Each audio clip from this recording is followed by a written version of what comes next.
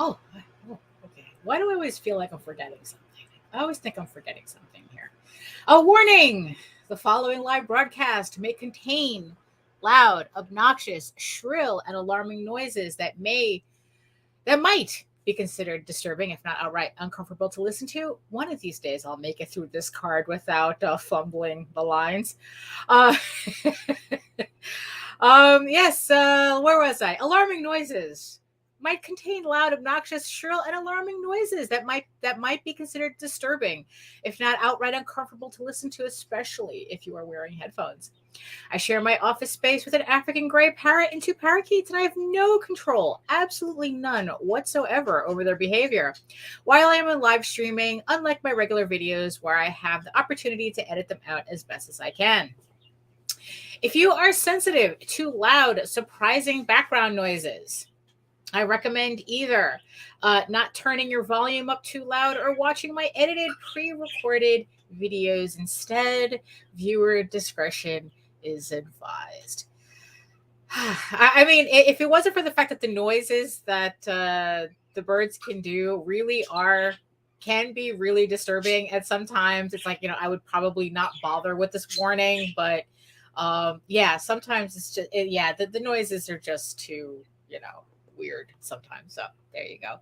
And poof. Oh, I actually did it right this time. Okay.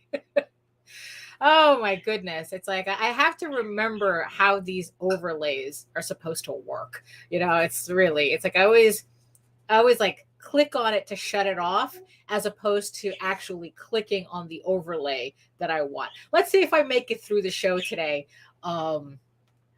Remembering that. So hello everyone, welcome to another live stream, another drawing live stream here on my channel.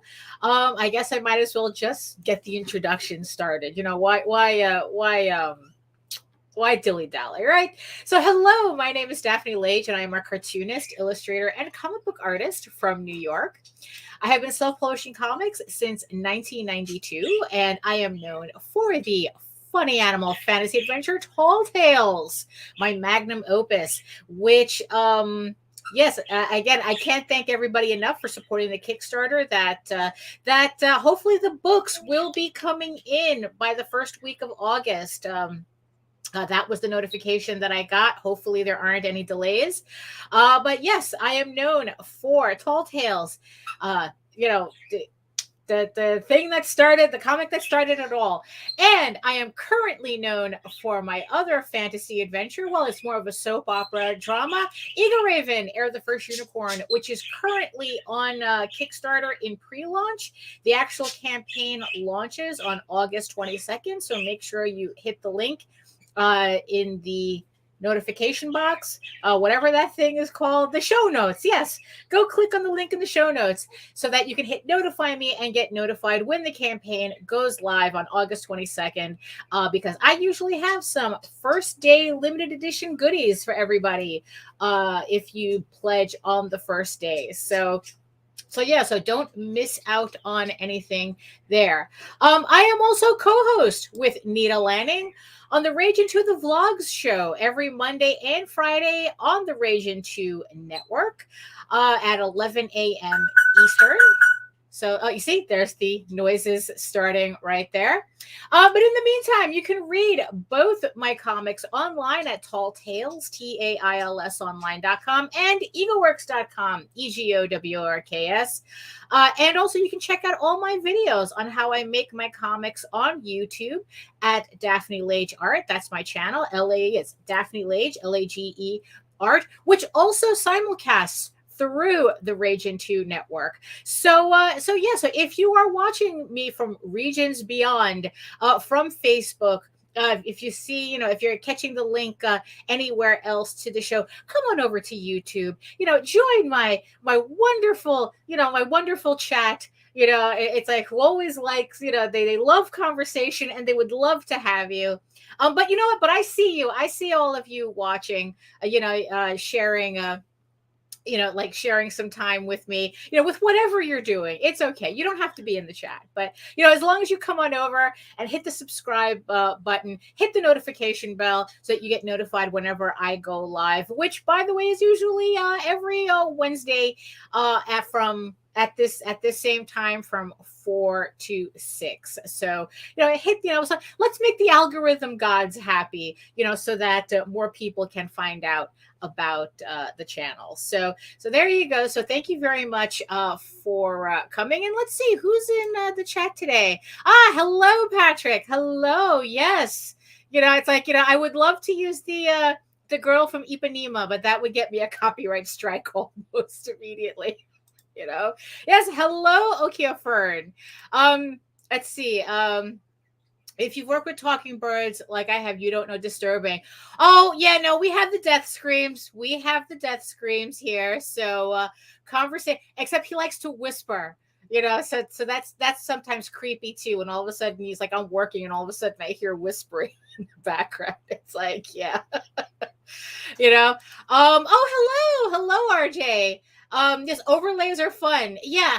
I need to like mix things up a bit too. I haven't updated anything in a while, but I really do enjoy the overlays. And of course, here is Nita saying hello. It's like so hello. So here we go. We're starting everything out here. So let's see, what little housekeeping do I have? Actually, yes. Yeah, so like I said, I do have the show, speaking of Nita, just to mention it again, we do have a show twice a week, Monday and Friday at 11 a.m. Mondays, we usually have interviews with other creators, and on Fridays is usually more freeform, where we just talk about anything related to comics or what we're doing at the time, social media marketing, all that stuff. And, we have conversations, free-form conversations about that. So, but holy moly, I still can't believe that it's that time. It's almost that time. So House of Bob is returning to I guess our channel.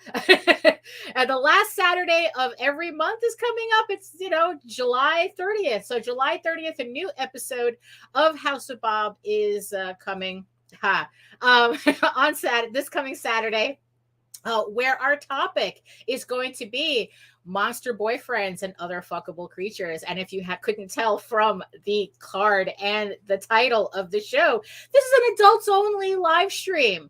Me and Nita have conversations while I do artwork that's not appropriate for the day crowd. So it is, like I said, it's adults only. You do have to age verify in order to watch it. But we have a good time though, regardless. It's like we're adults having a good time, having really good conversations, and watching some artwork get done.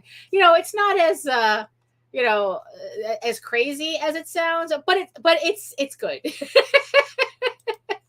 I messed up my overlays already. There you go. I knew it was going to happen at least once. So, and also the thing is too, this Friday, we're also going to be talking about the changes that are coming to the Raging 2 network, including House of Bob. We are just going to be pushing up some of the shows to an earlier time. So this House of Bob is going to be the last show that is going to be at 10. I think we decided we are going to actually reschedule it for 8 p.m. For the August edition. So that way, I actually get to bed on time. So it's like, it's kind of, I know it sounds kind of, little, sexy to say that, from midnight to midnight. Ooh, but no, I'm old and I need to get to bed earlier than that. So starting August with the August episode of House of Bob, we will be moving the time up to 8 to 10. It will still be an adults only live stream though. So that part doesn't change. And there's going to be changes to some other shows on the Raging 2 network as well. So make sure you are subscribed so that you can keep track of the new changes, which isn't much. We're just going earlier, so that's pretty much it.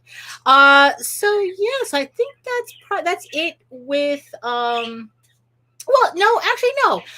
So for those of you who follow me on Facebook, you got a little taste of a new, what I'm maybe might be a regular thing. I'm going to try it again tomorrow. So if you follow me on Facebook, which there's a link in at my page or in the show notes on my link tree. Is there, do I have a link to my Facebook? No, you have to go to egoworks.com. That actually reminds me, I have to update my link tree. So yeah, so if you go to egoworks.com, the link to my Facebook is also there. And I was trying out something new. I'm doing yesterday I tried an hour-long draw stream exclusively to Facebook. It doesn't mean that I'm abandoning YouTube. It's just something that I want to do for the people who follow me on Facebook. I was doing some little, some research, because always it's that's all I do when it comes to preparing for Kickstarters and whatnot. And I realized that I get a lot of engagement from Facebook, second to Kickstarter being my main, I guess my main audience for my Kickstarters. Facebook comes in second. And there was one campaign where I did a giveaway to see like how much that was. I was doing a giveaway where if you got the secret code from my Facebook account, you would get like 2 pins just for sending me that code. And not an insignificant amount of people replied to that, which really showed me that Facebook was a social media platform that was really working for me. So I decided to kind of reward that with a exclusive stream to both my personal Facebook page and my business Facebook page. So the Daphne Lage Facebook page and my EgoWorks, the Daphne Lage Art Facebook page. So I did one yesterday. So what it is, it's kind of like, I guess, like a shortened version of this stream. I am actually working in real time. I'm still watching the chat, but I'm not really commenting. I'm just playing music and just, just doing my work on this stream. Yeah, so that way it's like if you're just the type that likes to look over artists' shoulders and see what they're doing and whatnot without feeling weird about it, that's kind of the intention of the stream, where it's like, you can be scrolling on your Facebook and there I am just doing some inking or drawing or whatever. And it runs for an hour. Like I said, it's usually just me drawing and some music, and it's just a really chill, really vibe. It's all about the vibe, and that's pretty much it. So I'm looking to do that as a regular thing. I'm going to do one again tomorrow. I've decided that they were going to be at 2:00. So if you're around Facebook at 2:00, come say hi to me when I do my stream there. Like I said, it's like I might not answer you. I'll most likely not answer you back, but I do see them, and I will acknowledge you somehow. So. But it's not meant to be like a conversational live stream like this one usually is. It's just kind of like, you're at a convention and you're just walking the artist alley and you're just like kind of, looking over the table and watching people work. That's kind of, the vibe that I'm going for with that. So yeah, so make sure you follow me on Facebook to check that out. So again, it's like tomorrow at 2 p.m. Check out my hour-long draw stream and come say hi. So yeah, so that's pretty much what's going on. I've just been getting through my list. I know that I mentioned on the last week that I finished that I finished EGORAVEN issue 5. I'm getting some other files prepped just to finally send everything out to the printer to get some proofs done, and then so that JD can get his Oswald campaign printed. We're all going to the same printer, so I'm just waiting. I'm just putting together his. I'm waiting. It's like I'm the one putting together the file, so technically I'm waiting for myself to finish putting together the files for the printer so I can get my proofs done for issue 5 and whatnot. I'm currently going through my commission list. I'm working on a commission right now. Not for this stream, but it was a commission that I was working on the stream yesterday on Facebook. I just have one more smaller commission to do, and a couple of sketches for one of Michael Odin's projects. And I will have completely gotten through the entire list for July. So it's kind of good. It's kind of good that I can get through my to-do list. I think last month I might have been a little too ambitious. But yeah, I mean, but the good thing about it is that even with the commissions, my to-do list is it's still pretty manageable. And for next month, for August, I'm looking forward to inking EGORAVEN issue 6 on the table. So when I start working on that book, I'm looking to finish inking that in July so I can send the book out to the printer, the flatters for September, hopefully. Like I did say, yeah. So August is going to be that, and then September I want to get started inking issue 7 so I can get that to the flatters by October, and then by October I want to finish issue 8. So then by so I have to pencil issue 8 and then get that inked, hopefully. And then hopefully by the flatters by December. So my schedule for the rest for next year, mind you, these are books for next year, which is not for nothing, really coming up fast. So I'm really I'm really glad that I can at least get these books finished by the end of the year. It's not exactly the schedule that I was hoping to have. I was hoping to have worked a little bit faster. If I hadn't had procrastinated on fixing the colors for issue 5, that might have been the case. But also at the same time, I'm kind of not sure. Because in the end, the thing that really, I don't want to say derail, because that's not exactly what it did, because this was something that I really needed to do and to get working on, is the novel. It's like that's kind of when my schedule kind of got thrown off a bit, is when I started working on my novel that comes out after the 15 issues for EGORAVEN. I know I've mentioned this before, but in case that this is the first time you're hearing it, yes, I'm writing a novel. I'm at the 80% mark of the first draft. This is going to be the continuation of EGORAVEN's adventures after the 15 issues. I've decided that Heir of the First Unicorn is probably going to be the only comic book version of her story that we're going to get. I just have too much stuff in my head. And it's a little unfeasible for me to do everything as a comic.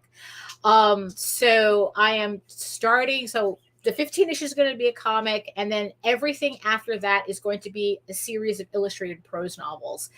And I'm really looking forward to that new format. I'm looking forward to writing these stories out. Like I said, I'm 80% done with this first draft. So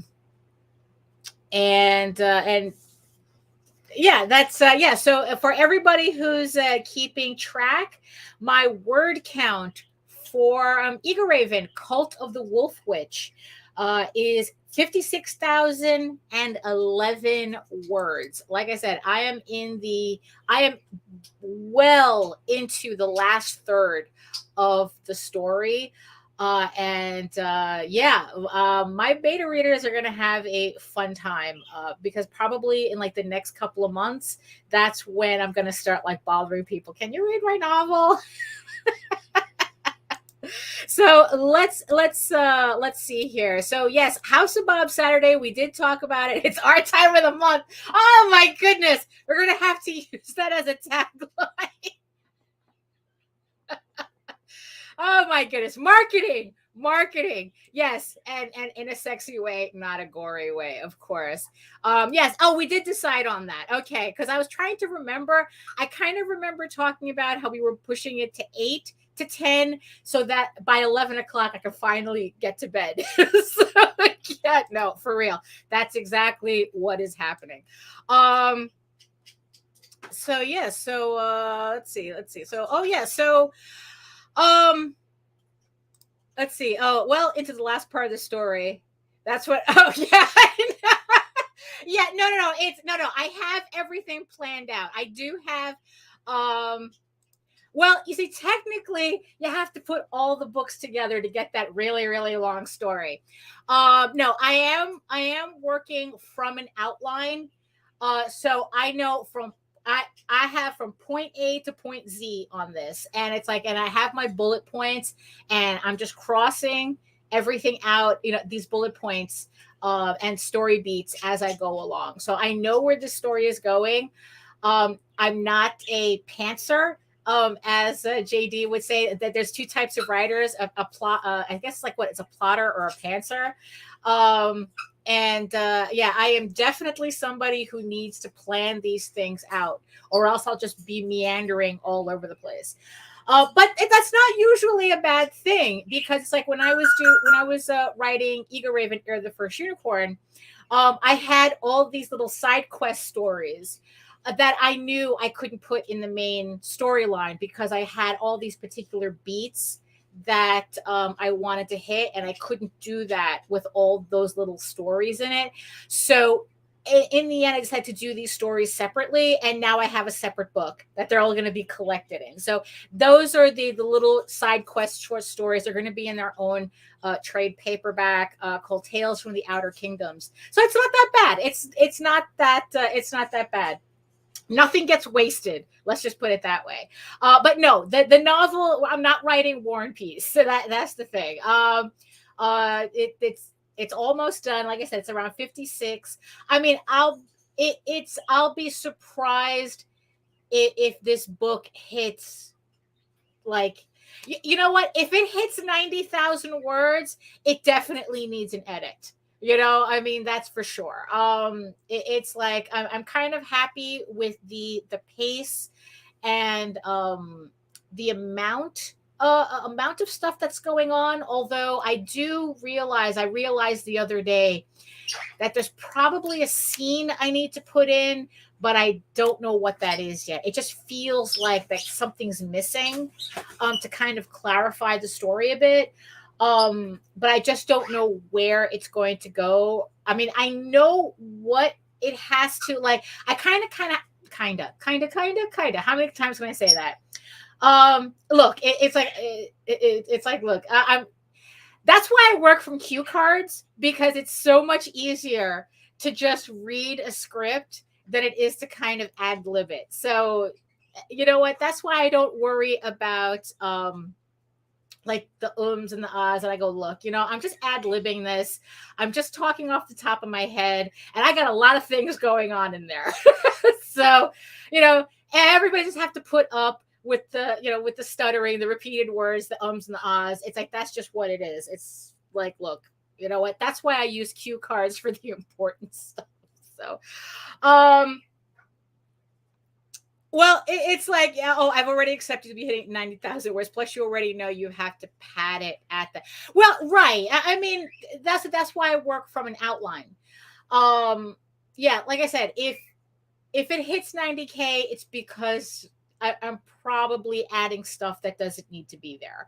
Like I said, it's at 56 right now, and I really don't have that much to go. Although, although you never say never, right? It is a novel, and it is the first draft, so we're gonna see how that ends up. So yeah, so that's what's going on with that. Yeah, and yeah, I kind of forgot the point I was making with that, but that's okay. That's okay. That's what live streaming is about anyway. So yeah, oh yeah, exactly. Well, that's common. That's really common. I mean, we have another friend who's writing a novel, and she was saying how that the entirety of her novel was like the entirety of her story was like 500,000 words, and I thought that was insane. That's like a lot. Like I said, just getting to 56K seemed like a lot of words for me, and my story seems to have a lot going on in it already, so I can't.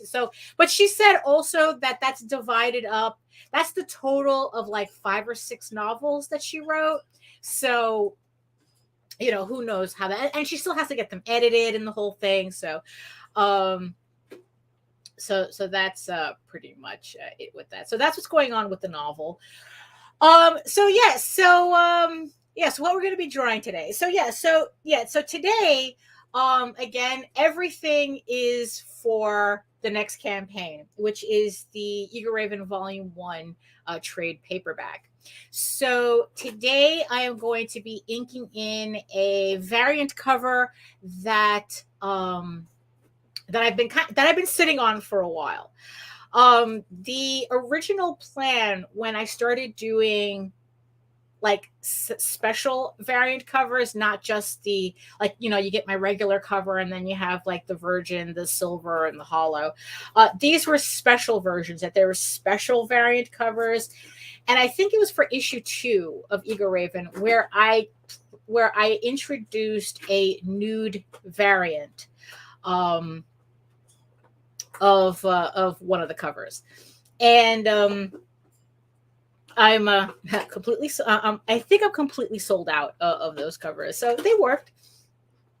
And so the original plan was for me to do a cover like that for every issue that came out, but I kind of decided I was getting a little bit too much over my head with all the extras and whatnot, so I kind of put that on the side and left it and left my campaigns, which is the regular variant covers. But the thing is, though, the next campaign that I have coming up is a trade paperback. And trade paperbacks for me, especially, when we were doing the Tall Tales ones or whatnot, in comparison to individual issues, they don't really perform that as well. I mean, they're okay, it's like, but they don't perform as well as like individual issues, mostly because I guess like trade paperbacks don't really have a collectability feature in it that can be put in it. It's trade paperbacks are too expensive to make variant covers for. So especially for the amount of variant covers that get sold, even at a premium.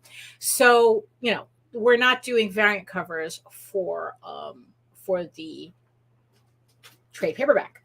However, nothing's stopping me from offering a reissue of issue 1 with a new variant cover on it. So that's what I'll be working on today.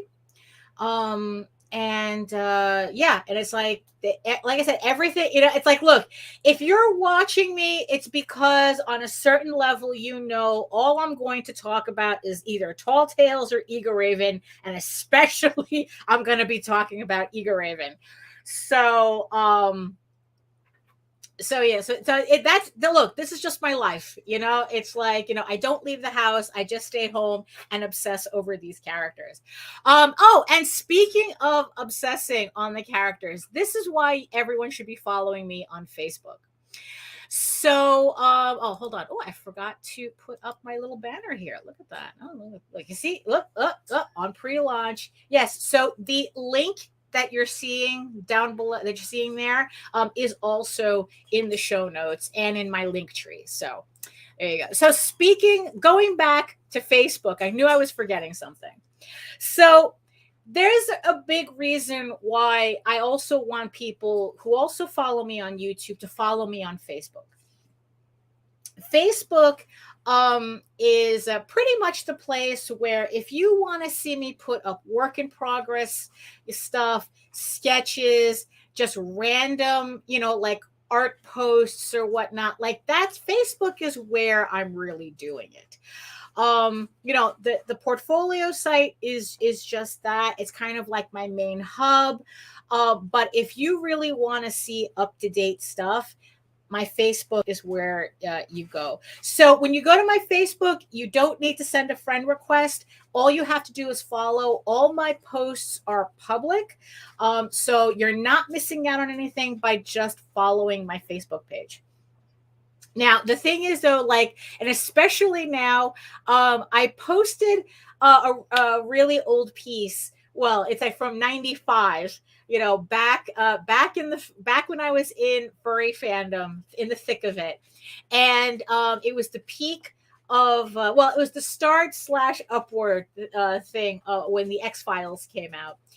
And I ended up with a little reputation of doing like X-Files, X-Furry, furry parodies, artwork, which, to tell you the truth, it's like, it was kind of a nice change of pace from being known as, oh, you're the porn lady. It's like, yeah, I'm the porn lady. All right, fine.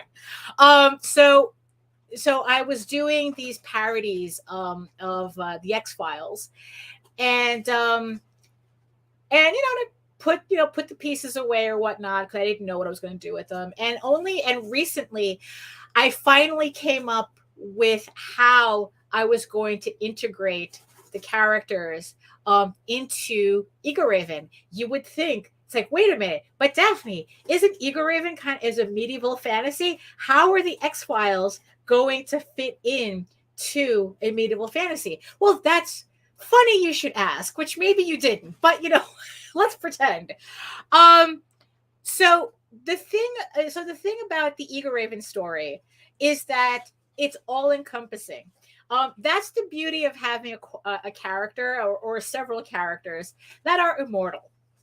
So I actually get to play around with these characters in any time period that I want.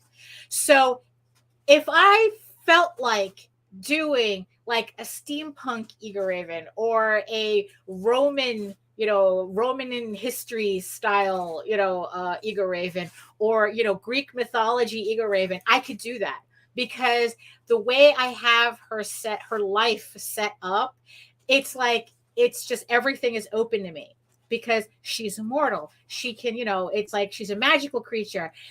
It allows for all of this stuff to happen.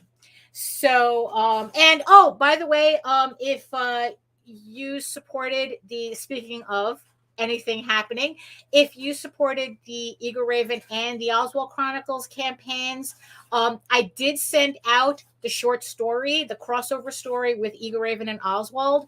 So you should have gotten that in your emails, a link to it. If you didn't, you can just either contact me through the website or through Kickstarter, and I will send you that link if you didn't receive it. So so if you supported both of those campaigns, you got that short story, which I hope everybody enjoyed.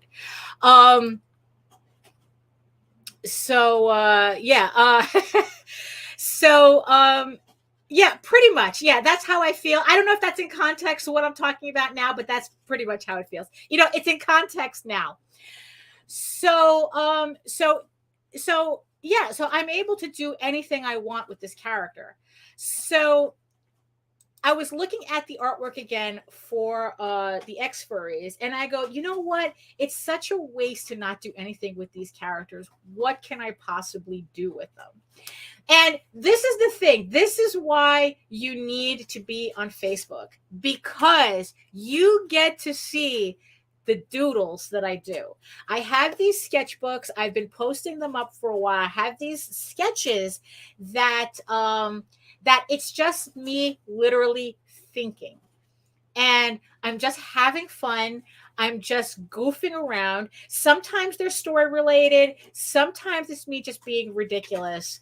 And sometimes they're just prompts that it's like, you know what? I think this is an interesting idea. Let me draw this out, and then we can think about it later. But you get to see them on Facebook. I don't post these anywhere else. And so when I was thinking, but I'm going to give you a taste of it so that you know what you guys are missing out on Facebook. And, you know, and, oh, excuse me. So yeah, so I'm trying to incorporate these characters into the EGORAVEN story. And I have a section, I have kind of like that modern section of the EGORAVEN story arc, you know, the story. I mean, whether I get there or not is irrelevant. It's just that this is just another sandbox for me to play in. And it's called EGORAVEN Modern Immortals. And it's pretty much the story of EGORAVEN and Loki living in modern times, and how the world changes around them, you know, and how they react to a world that changes around them. And so I'm trying to put in these characters, and it's like, okay, it's X-Files, you know, and then I start thinking about Law and Order. And then I start thinking about, okay, you know, what situation could I put, you know, EGORAVEN and Loki in where it's like they encounter these characters? How would they encounter these characters? And of course, there was only one way to do it. They get arrested. So, you know, it's like, look, I mean, so that's pretty much how my thought process goes. You know, I'm putting all these random prompts together in my head, and it's like, okay, how do we do this? And this is what the sketchbook is for. So I get this ridiculous scene in my head. I'm thinking, okay, Loki and EGORAVEN get arrested. Right? It's like, yeah, yeah, exactly. That's one way to do it. That's one way to do it. That's for sure. But right.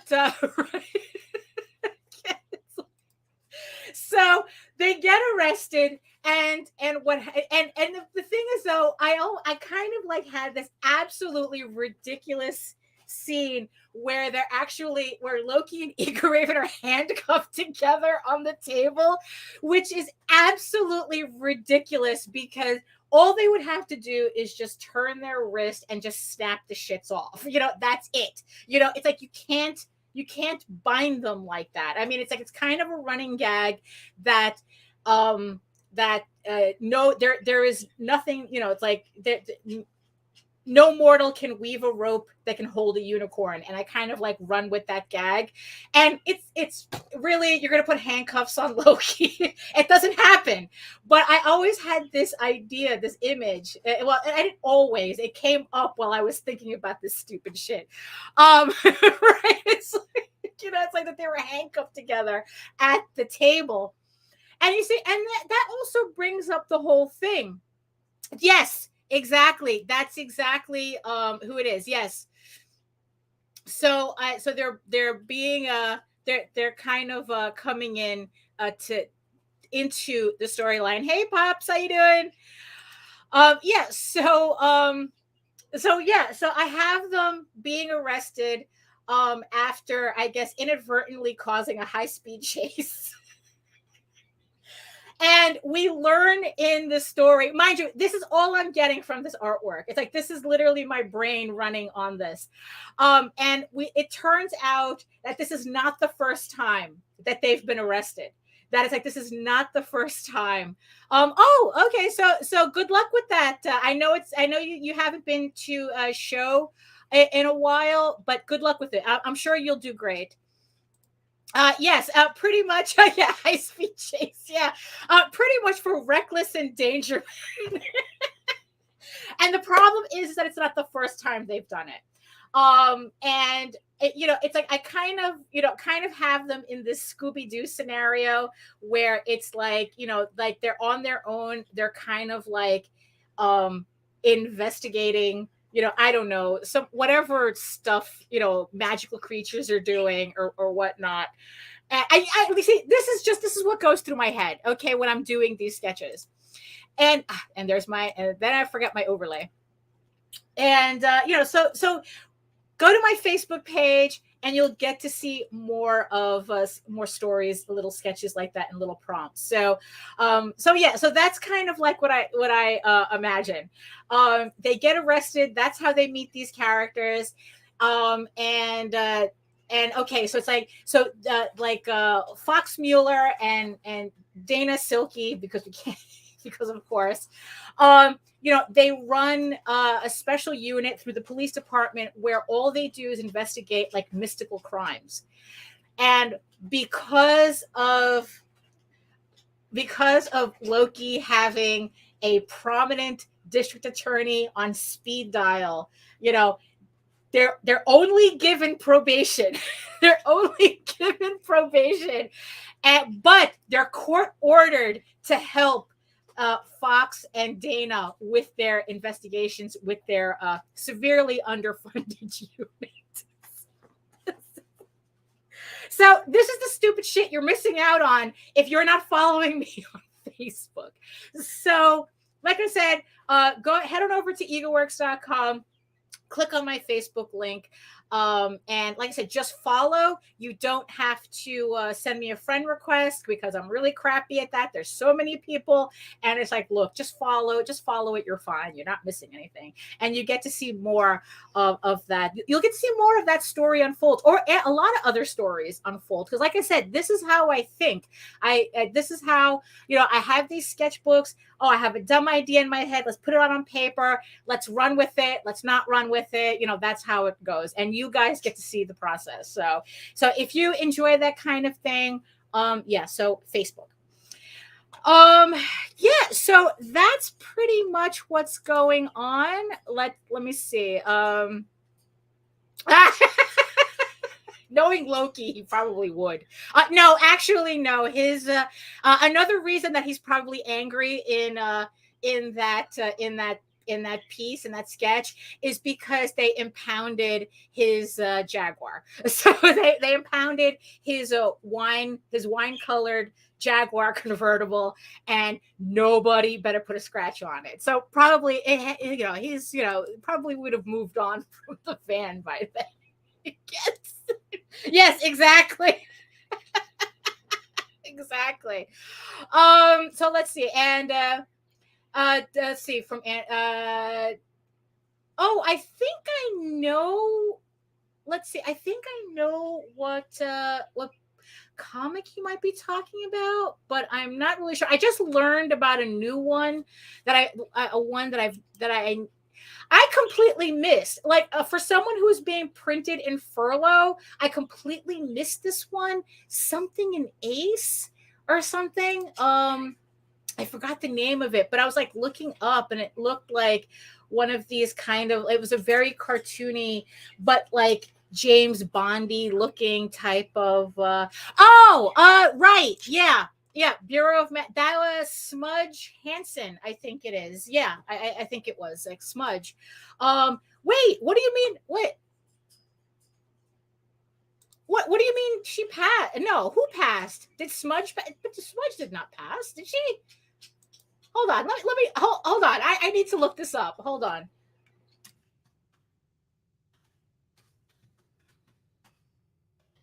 Of Mana investigation. Let's see. Yeah, Christina Smudge Hansen, right? She was the one who did that. I mean, I'm telling you, we could probably do. Yeah, I know, right? It's like that's yeah, really. It's like I don't know. It's like, hold on, let me see if let's see. Oh my goodness. Yeah, I mean, okay, here's her wiki fur. Right, I remember her doing Ebon in May.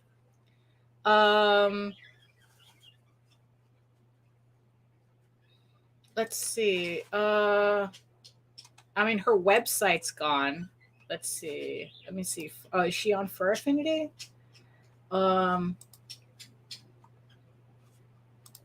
Smudge on Fur Affinity. Let's see. This was her last post was 3 years ago. Yeah, I would have to look her up. I mean, it's like, because I know that Vicky Wyman passed a couple of years ago. And yeah, I know WikiFur doesn't it doesn't necessarily update. So yeah, her yeah, it's like in her, let me see, her Facebook page.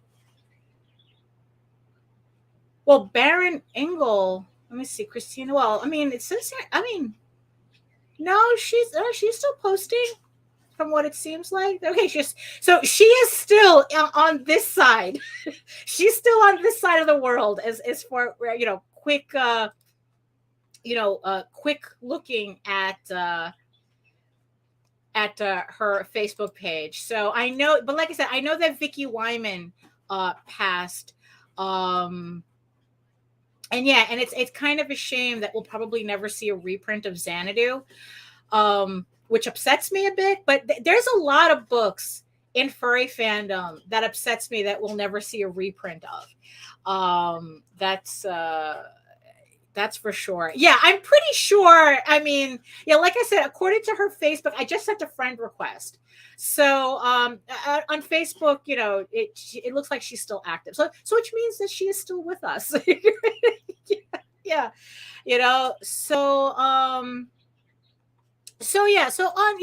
We could have an entire conversation about, furry comics and furry collections that'll probably never see a collection, which is a shame, because I think that I think just for posterity's sake, a lot of that work should be reprinted.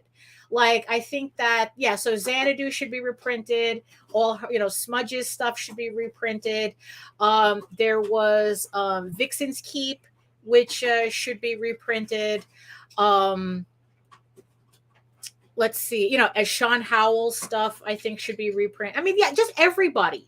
I think everybody needs, it's like, I would like to see a collected Jack Salem by Roz Gibson. I would like to see a collected Jack Salem. I know that she's prolific as anything. I mean, really, it's like, she was like, and it's like, and I know that she could really put out a lot of trades based on those books, based on what she's done. So, wow. Okay. So we're already, wow. I didn't mean to go this long. I know that you guys come here to see me draw, not to watch me yap. So let me run a bump. We'll switch over to the drawing table and see if we can get some work done today. So let's do that. And and you know what? We can take this conversation over to the drawing table. It's like, I don't know why I keep forgetting that I could do that. So let's so give me a minute and let's be right back.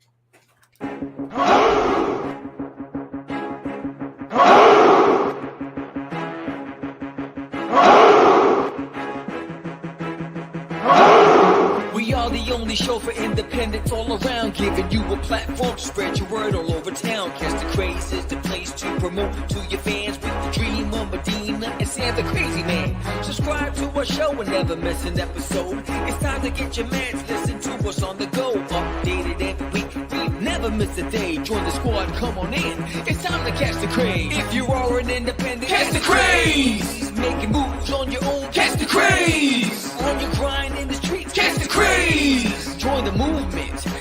craze.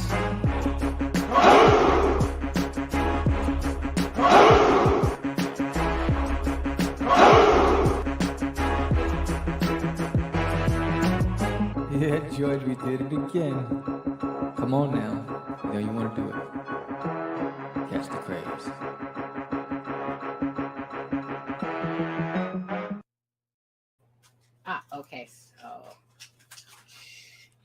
Okay, so just give me a second here, get myself together, get the right overlay.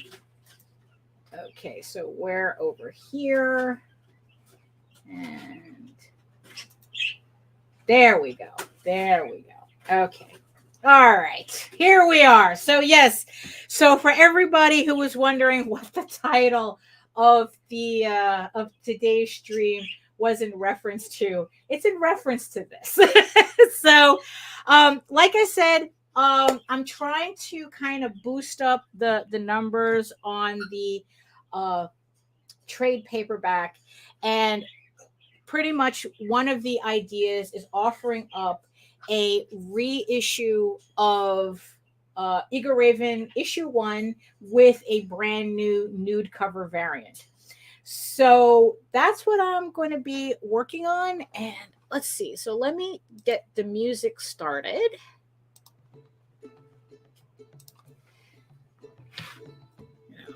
So like I said, it's, you know, I could just as easily just take the conversation here. So where were we? We were talking about, yeah, well, yeah, like I said, that's what I always start the show with, a disclaimer, because there are birds in the background. I have parakeets, I have a parrot, and sometimes, especially the parrot, makes noises that you really, I mean, I don't like hearing them. So I just give everybody a warning, a heads up that, you know, that if you hear any really, really strange noises in the background, that's him.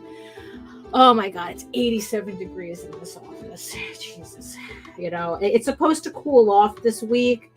So I hope it does. You know. So yeah, so I got the music going. So just tell me if it's a little too loud for me to talk over.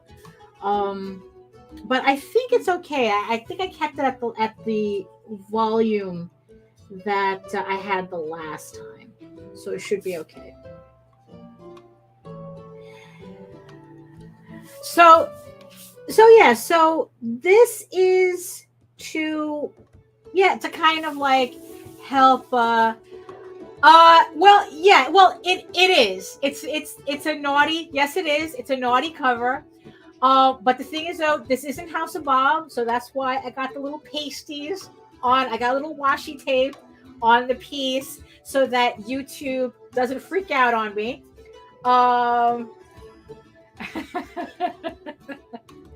And you know, oh, thank you, Patrick, for spreading the word. Thank you.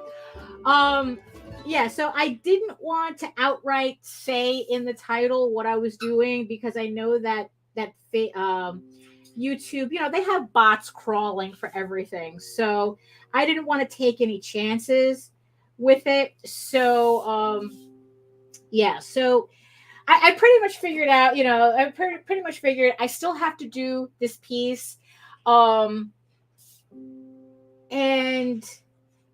you know, but the thing is, though, obviously this is the day crowd, so I don't want to get my YouTube shut down. So, you know, a little washi tape in strategic places and we're good. I still have plenty to ink in here.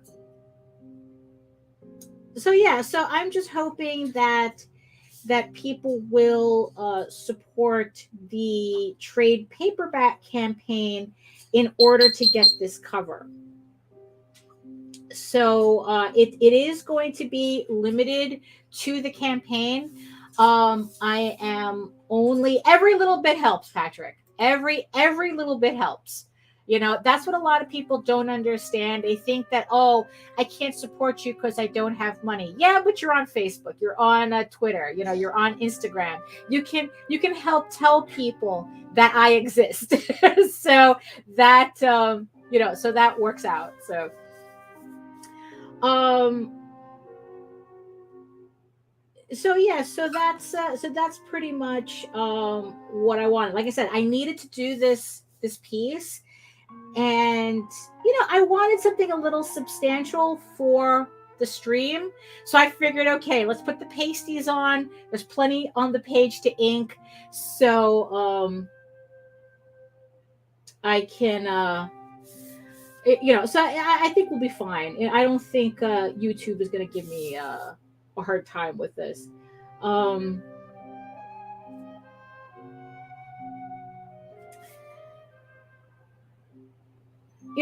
But this is kind of like how, running a Kickstarter, you run enough Kickstarters and you start kind of trying to figure out ways to attract more attention to your campaign.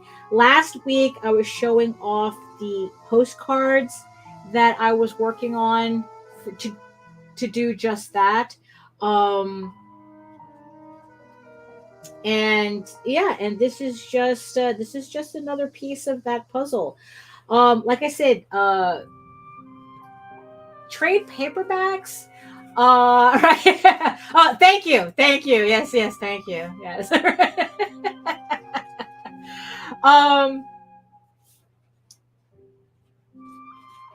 Trade paperbacks usually don't perform. I don't want to say sell, because I still sell plenty. Again, obviously a lot more than I would have sold at a convention. So this is why, I much prefer doing a Kickstarter than doing a convention. If I could, oh my God, if I really, really could do it, I would run a Kickstarter once a month. You figure if you go to a convention once a month, you can run a Kickstarter once a month. Actually, no, we did not. So far we're hitting our 5th episode of House of Bob, and we have yet to have any problems with it. And I've kind of pushed my luck with some of the artwork on there. Especially on that first episode, because we figured, hey, look, if we're gonna get banned on the first episode, let's make it worth it, right? So so on that first episode of House of Bob, I was pulling out some kind of really raunchy artwork, and no, we didn't have a problem. And especially on our comics, Sex and Comics episode, I was showing some stuff from Omaha the Cat Dancer that I was sure was going to get us into trouble, and it didn't. So it's all fine. It's all good. So that's one of the reasons why we're moving it to an earlier time, because obviously the age restriction works. So it's the age restriction, not the time that we do the stream. So it's just going to be a lot easier for me to do an earlier stream for that. So, but yeah, the House of Bob for this Saturday is going to be at its usual time from 10 p.m. to midnight Eastern. But after that, though, we're pushing it up to 8 p.m. to 10.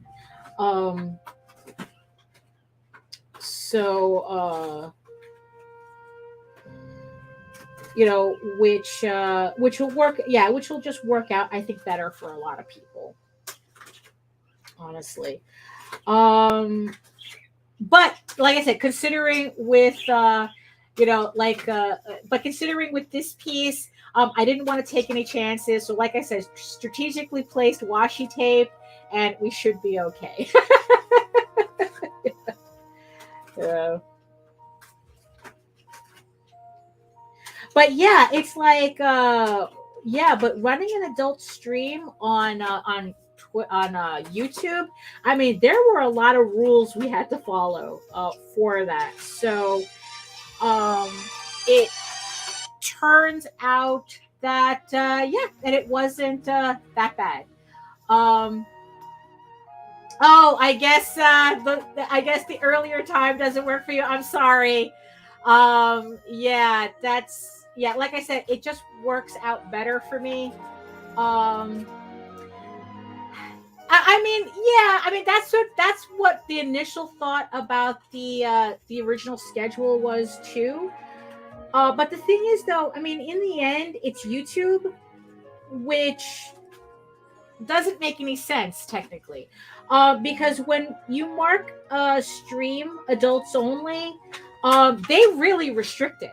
Like you have to, you know, like you have to age verify in order to see it, and there's certain, like, I think like the algorithm only does like a limited push on it, I think, if at all.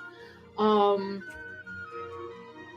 so like word of mouth to promote it is really important. um let's see, a boys stream. Well, I don't know if it's, well, I mean, I know it's called, I called it Monster Boyfriends, right? So the episode's going to be called Monster Boyfriends, but we're talking about, you know, Monster Boyfriends, cat girls, you know, we're talking about, you know, all that. um let's see, it's funny, we never had a problem with that. Like I said, we I like I said, I was pushing my luck on a lot of the stream with a lot of graphic material, and nothing. I mean, like I said, I mean, if we didn't get flagged for the Omaha pages I was showing, we're okay, we're fine. You know, oh yeah, that's fun to do. That's fun to do. Yeah, it's always really funny finding those old furry comics.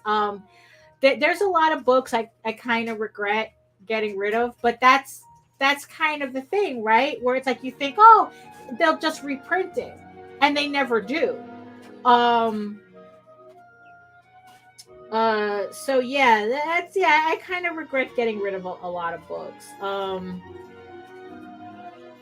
You know what it is? It's like being a self-publisher. It's just like I just got used to the idea of just being able to print whenever I want, you know, kind of. Especially nowadays, really. I mean, the fact that I can do a full color book now. You know, I mean, unheard of 15 years ago, 10 years ago, unheard of. Um, yeah, no, I know. Yeah, and like I said, it was a mistake because of the fact that I just thought everybody was like me, where it's like, oh well, you're self-publisher, so you're gonna keep printing this, right? I'll pick it up later when you put it in a trade. They never put it out. They never put it out in a trade at all. You know, and I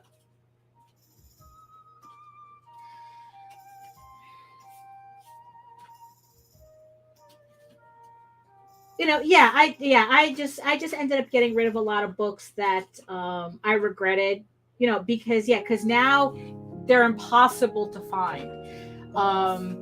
Let's just say it's actually rare to find like fandom books in a 50-cent box. You don't. I mean, I remember there was, I think it was like the Overstreet Price Guide. And at the time, this was years ago, they had Albedo in there. Albedo #1, like listed for cover price. Because it's like, oh, who wants this shit, right?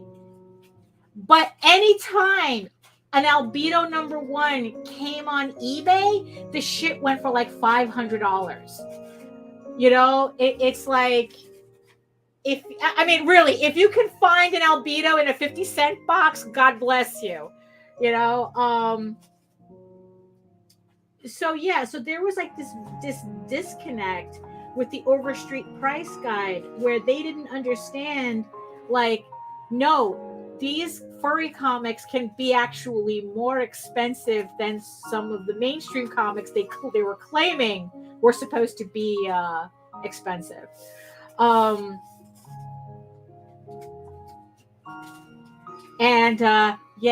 that was one of the books I got rid of. So yeah. Yeah, so yeah, you know what? If you can help it, don't throw out your comics, because you are going to regret it. You really are, you know.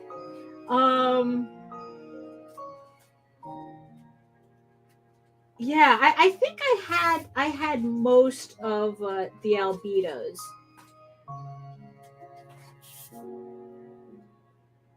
You know, and yeah, I think you was, yeah, and yeah, I just sold everything. You know, it's like I either sold it or gave it away. I don't remember what. I knew I sold it. I remember taking a whole box of my collection to like a furry convention and selling it there. And yeah, so alas, yeah. So yeah, I would like to see a Roz Gibson do. Well, I remember seeing a comment there that she was going back to doing some Jack Salem stuff.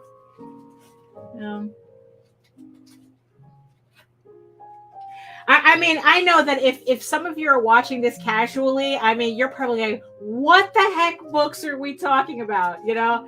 I mean, yeah, there's probably an episode where like me and Nita just have to talk about furry comics, and you know, just like popping that up, you know, all these different books on the screen.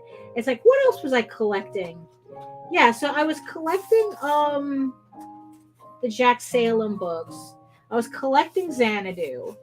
I was collecting Shanda the Panda. Whatever. Let's see. I mean, pretty much whatever Ellen at Radio Comics was putting out. I remember picking up, you know, the Bureau of Mana Investigation. I remember picking up the Ebon and May. It's like, and then it's like there's all these, you know, the really indie stuff, you know, like the little zines and stuff that people were just doing instead of publishing comics. That stuff, you know, you can't find. That stuff you can't find.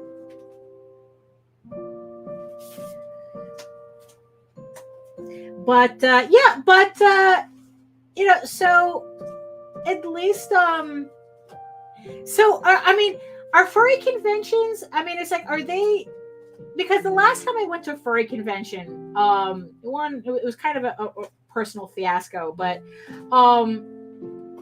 the thing is that the thing that I really got out of going to that convention, this was like 8 years ago or something, was that it was all about the fursuits now. Like there really wasn't a lot of comics. There were still artists there, but pretty much the predominant thing was to draw everyone's persona for the fursuit, you know, like a fursuit thing. That's mostly what I was seeing.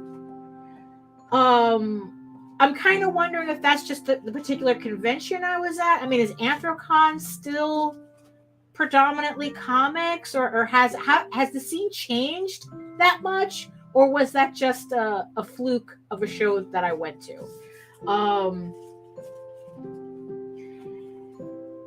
Because holy crap, that was the first. I mean, I hadn't gone to a furry convention in pretty much almost 20 years by that point, and when I went to that one, I felt so out of place. Like it wasn't even funny. Like I'm sitting there going, this is not the fandom I remember. You know, not that there's anything wrong with fursuits. I mean, fursuits have always been a part of the fandom, but it just seemed like that was the definition now. Like it wasn't just about, you know, it's like, oh, it's like, it's like, no, if you're a fursuiter, you had to be if you wanted to be a furry, you had to be a fursuiter. Like that was the vibe that I got. So let's see here. Let's see, suits are still big, but comics are inching back in. Yes, trouble is we lost one of the big fur comic carriers a year ago. Who did we lose? Who did we lose? Because I know Ed Zolna is still working. I mean, it's like I'm constant. I'm always sending books to him. So I mean, Ed Zolna still exists. Let's see. I get that about the fursuit, but I think it's the lack of paper comics that make. Yeah, you see, yeah, that's the thing. It's so much easier to do. Just go to Webtoons or Tapas or whatever the other platforms are, and just doing a comic that way. Let's see. Trouble is comics are such a small print run. Yeah, exactly. Yeah, but that's easy. But that's the thing. That's kind of the benefit of print on demand, is that now we can do small print runs of more elaborate books. You know, this isn't just running to Kinko's anymore to do like a zine, a little, quick portfolio or something. It's like now you could actually do stuff in color. And, it's like, look, I have my regular printer if I wanted. I mean, which is also the idea that we have behind House of Bob is that, I want to do a full color hardcover collection, which now I can do. When again 10 years ago, it's like, what are you, nuts? Oh wow, yeah, I think I know who you're talking about. Brown Bear. Yeah, I think I know who you're talking about. Wow, okay, yeah. Let's see. And suitors are more about their own personas. Yeah, well, that's always the thing that I liked about fandom, which I was a little worried about when Zootopia got big, because people were really trying to go out of their way to replace furry fandom with Zootopia fandom, and it just came off as, a corporation trying to take over a fandom. And luckily, it didn't last. I guess once people got the movie out of their system, which, by the way, I hated that movie, but that's another story. Once they got that out of their system, we just went back to furry fandom being about our personas again. So I was really happy about that. So close call. It's like, I know that furry always wants to be mainstream, but you don't want to be mainstream that way. You don't want to be mainstream under a corporate overlord. Let's see. It's also about suitors who were about okay, I think I read. Yeah. And then yeah, that's true. Yeah. So say, but Rabbit Valley is still around, right? I mean, yeah, I haven't sold my books to them in a while. It's like, I think that my books have just become a little, like, I guess, out of market for them to want it. Because that's the thing. It's like with a lot of these small distributors, is that they can get so niche that yeah, it's like that. Yeah, it's very easy for me to understand. Yeah, so Rabbit Valley is still around, right? Yeah. So yeah, so if anyone's looking for furry comics, Rabbit Valley is the one that I'm usually seeing.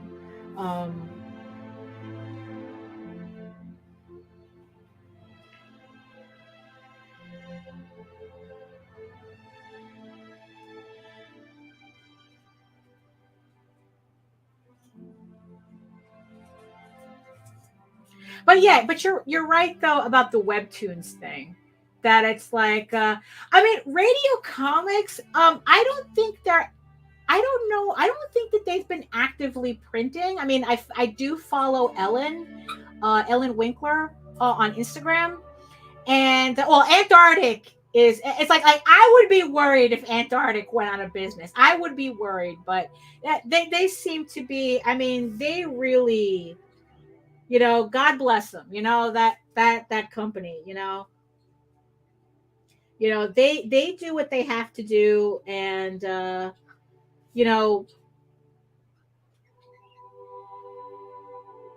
I mean, have to admit, and it's like, and it kind of like irritates me the way Antarctic is usually dismissed in kind of like the overall history of comics when they talk about independent comics. I mean, which is kind of weird. You know, it really is funny seeing how many people don't know what Antarctic Press is. You know, and but you know what? They're still around regardless. I mean, these are guys who, I mean, they knew what they wanted to do and ran with it, and they're still chugging along. But like I said, Radio Comics, I don't know they're um if they're publishing as just opposed to just kind of like selling off their back stock or whatnot. I know it's like she's constantly putting books up on eBay. Um, so yeah, so it's like if you are looking for like the old furloughs or whatnot, I mean, really, it's like just buy it straight off of Ellen. I think she has everything. I think she still has everything. Um,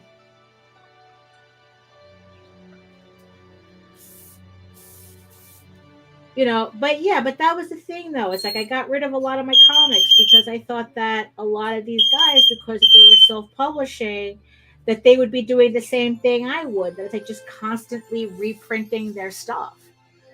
Um, and I guess that's not the case, apparently. So,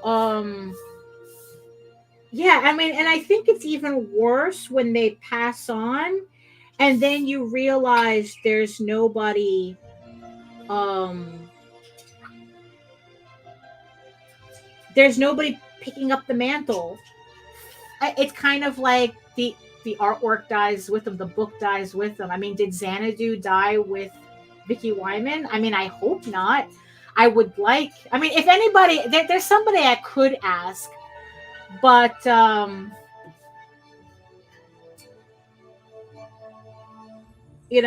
mean, it's like, I remember when I first brought it up, someone had asked, like, "Oh, well, why don't you reprint it?" And it's like, look, bro, it's like, um, I can barely keep up with my own book that I need to print. I'm not going to, I'm not going to go chasing after somebody else's book. It's like, but I do remember, like, Ellen had bringing up. I'm not sure. This was like a while ago, where she had said that she had wanted to reprint Xanadu, but there was a problem that she couldn't do it or something. I don't know. It's like, again, that was like a while ago. Um, it's like,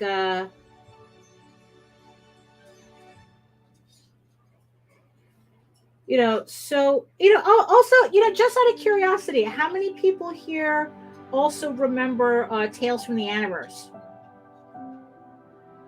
Randy Zimmerman and Susan Van Camp and all that fun, all those fun things. It's like, that's also another book that I'm hoping will get a reprint. I mean, it's like,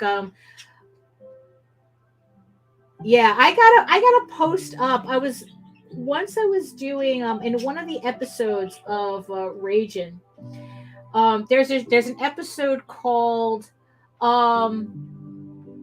oh, right. Yeah, Terry Smith. Jesus. It's like, it's like, really, you can't talk about fandom without talking about Terry Smith.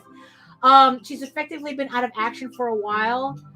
You see, and that's the funny thing too, because she printed her book, was it Havoc Inc. or whatever it was, through radio. So you would think that they would put out, reprint trade paperbacks too. Yeah, so it's like, yeah, I know. It's like the last time I read about, again, years ago, I haven't looked, I mean, I really haven't looked up any of these people recently. Um, and I know that Terry Smith was having some things going on, and it's just like, oh boy, it's like, I don't know. I guess it's just rough for everybody. But yeah, I'm looking forward to a Tales from the Aniverse collection, especially since Randy Zimmerman, the guy who created it, he talked about how he wants to collect all the stuff that wasn't printed. And it was just like, yeah, just give me everything. Just put everything in one book and let's go. you know, you know. And oh right, yeah. So there's an episode of Ragin' where the vlogs where I went through my art box and I was just finding all this old artwork that I did. And it's like, and what's funny is that you can see like where my artwork started changing depending on what book I found at the time. Like I literally have like, oh, this is the marker. This is where I found Albedo. This is where I found Omaha. This is where I found ElfQuest. This is where I found Rocket Raccoon. And yeah, and I even have a section. This is where I found Tales from the Aniverse. It's like, it's kind of like every time I found one of these like particular iconic books, that my style began changing. That my style changed according to what book I found at the time. Okay, so this is about Terry Smith, right? 4 or 5 years ago, she was having health problems. Oh, wow, I had to stop all work. That's rough. Yeah, yeah, that's the thing. Yeah, that's the tough part. It's like, seeing all these kids come into furry fandom and they don't know anything about it except for what's going on at that moment. And that does bother me. As a gray muzzle, it's like and yeah, it's kind of like weird that it's like mentioning these names, and actually so far mentioning a lot of these names, there's still people who know who they are. So that's the thing. But if we're talking about the new people coming in, okay, there's at least one guy who's doing a public archive. Oh, that's very good. That's very good. Yeah, if you can find the guy's name, because yeah, if he's doing a public archive and stuff, I want to take a look at it. I definitely would want to take a look at it.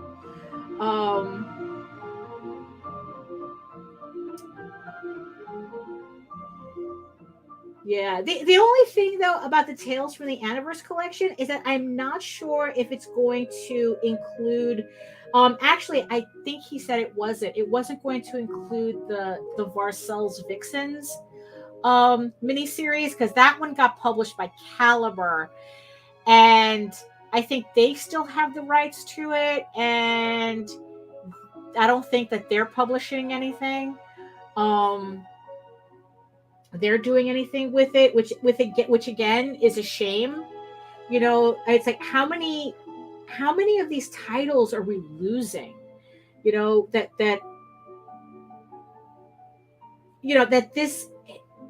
this history, unless somebody really goes out of their way to archive everything. I mean, even the fanzines. I mean, it's like, because I was in gallery. That was Richard Chandler's gallery. That one, the thick ass book. Yeah, there's a whole bunch of fanzines out there that I remember being published in. It's like, but that's like kind of like the only one that I remember the name. Yeah, that's this is what exactly.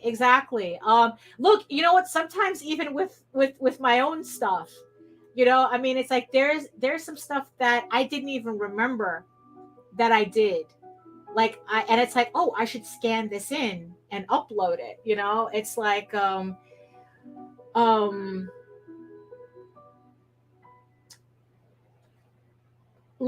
there's a short story that I did for, well, it was JD wrote, yeah, it's like JD wrote a story that I illustrated that got printed in the first issue of, it was a Fred Perry anthology.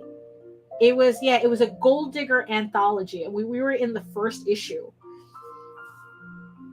And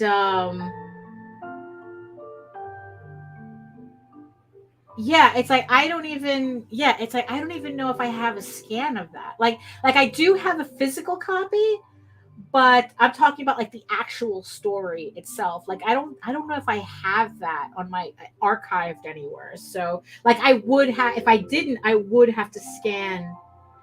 I would have to check my computer later for that.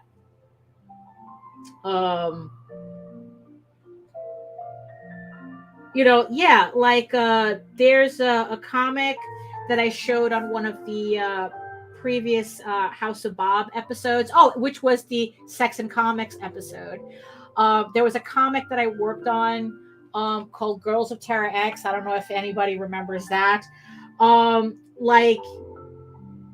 don't even know if I have, I don't remember seeing the pages. So I don't know who has the pages. So I would have to scan in that book.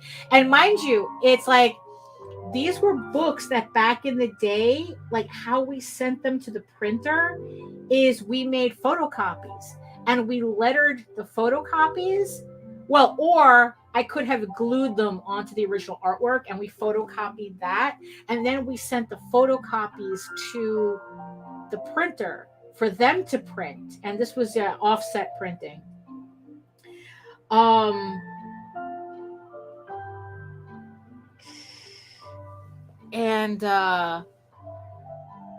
there is no digital file to it. I don't think, I know that the covers, one of the covers I painted, which I think I still have. I remember seeing it somewhere. But yeah, it's not digital. So we would have to scan in the pages from the comic if worse came to worse. No. I think JD said that we had the pages to that. So he probably has the pages. I don't remember. I don't know. It's somewhere. The whole thing is that we would have to rescan everything in, and manual. It's and hope that the lettering didn't fall off or something.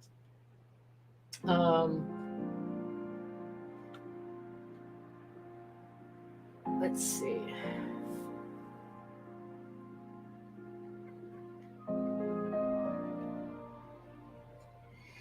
I have to admit though, recently, one of the hardest things that I've had to learn how to draw is roses. Man, it's drawing roses is hard.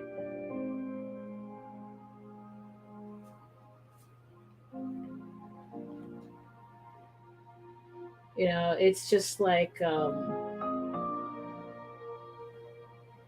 I think I'm getting better at it.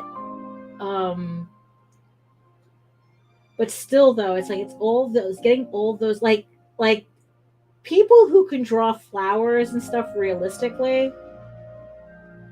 I think that's just what it is with me. It's I just at a point where it's all about, okay, it's close enough. It's let's move on. That type of attention to detail and oh, well, a rose is, shaped like this and, has this many leaves and this many petals and whatnot. And it's that's young people stuff. If that makes any sense. It's now it's okay, it's close enough. It's what I need. Let's move on. And considering that that the rose is EGORAVEN's kind of it's her symbol is the rose. You know, I have to draw it a lot, you know. But yeah, it's just a random tidbit right there.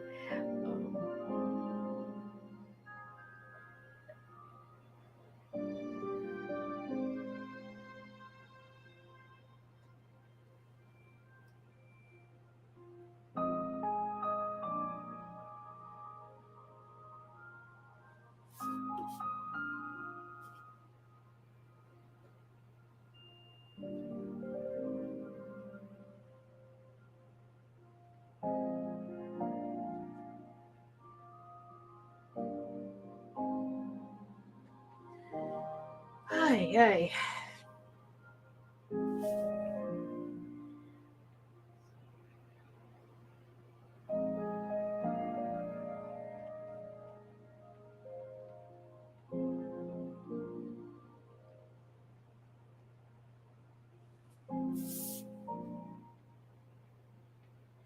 Yeah, so yeah, I just you know, thinking of, you know, what I'm going to put on my list for the next month's to-do list. And it's like I said, it's going to be inking EGORAVEN issue 6, which if you're watching these streams regularly, you're going to really start seeing a lot of that. You know, because yeah, it's like I really want to get, you know, those books done. Because issue 8 of EGORAVEN is literally the first issue that I have to do from scratch. 6 and 7 I had laid out years ago. Like I literally had the layouts that I did for those books were layouts I had since 2017. So I didn't have to think about them. So that's how I was able to get penciling those pages so quickly.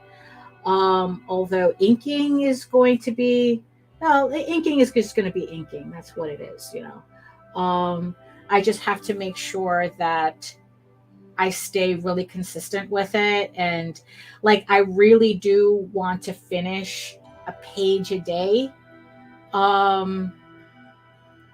mean, I know that that might be a little bit of a tall order, but as long as when September comes, that I'm sending the book to be flatted in September, that's my goal. And then it's like I can just start on issue 7 and get that. So by October, I want to get that to the flatters. But issue 8 is the one that really that intimidates me, which always, if something intimidates me artistically, it means that that's the thing I really have to oh no. 8 pages a day. No, we can't do that. You know, 8, no. It's like because that's the trick though. It's like to be able to get all that inking done without looking like I'm rushing, without my inking looking like I'm rushing. So yeah, we don't want to do that. You know, so I'm hoping that so issue 8 is the one that now I remember what I was saying, that that whenever I feel like intimidated by something that I'm about to do, like that's the thing that I really got to push through on. That I really just got to like make sure that I don't allow procrastination to keep me from concentrating on that. Like that's what happened with issue 5. I had the first 2 pages. Like for some bizarre reason, those first 2 pages intimidated me. And that's why I put off color correcting it.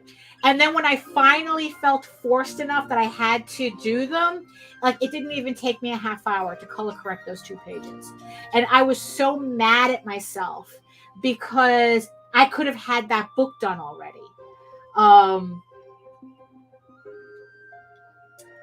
So, you know, but that's how it goes, right? So with issue 8, that's what I'm trying to make sure I don't do, that I allow procrastination to go, oh, you can save this for January.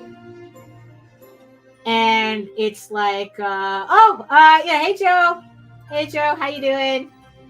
You know, yeah, well, yeah, that's how it always is, right? You know, yeah, we got to make the money somehow, right?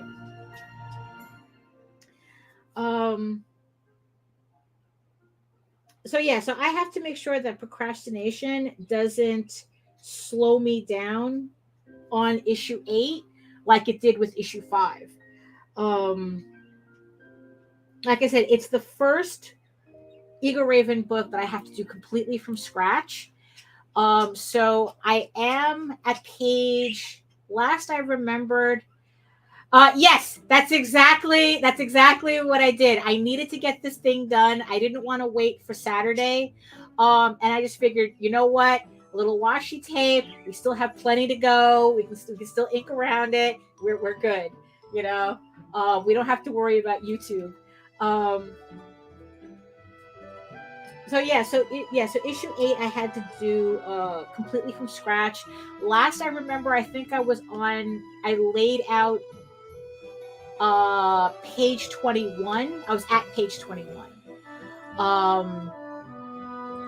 And yeah, I decided to put it aside for a little bit so I can get all this other stuff done. But I do have to get back to that. So probably that's what I'll also put. So what it is like, so for next month, for the to-do list, ink issue 6, probably lay out more pages for issue 8, and move someone up on the commission list and get that commission done. Yeah, I have a wait list of commissions that I mean, I'll be surprised if these people even remember they're on a list. So we'll see. I told these people a while ago that I would put them on a commission, on a wait list until I get to it, and it's been a bit. So let's see how many of those people still want their piece. So technically it'll be a shorter to-do list, but still it'll have plenty to do on it. But yeah, I have to finish the layouts for issue 8, which technically I stopped because I got intimidated by a scene. So that was probably where I should have said I should have pushed through. So just for that, I'm probably going to have to make that effort and push through that scene and draw out that scene. The good thing about the way the layouts are coming out is that they're actually tight enough that with a little slight penciling, I can actually start inking them. I can transfer them onto board, and it's like just put in the rest of my detail in it, but not much, and I can go ahead and ink them. So hopefully I won't have to spend as much time. The pencils, the layouts that I did for them, I'm realizing, I guess, since I've had all this crunched up practice for the past 2 years, they're actually pretty drawn out. They're not just the circles and whatnot. I actually draw out the characters. I mean, there's some places where it's just the circles and whatnot, but the placeholder forms. But like a lot of the main characters I drew out,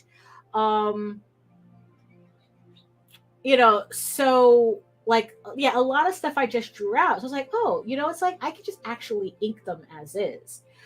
So that's probably what I might start doing, transferring what I have onto board, and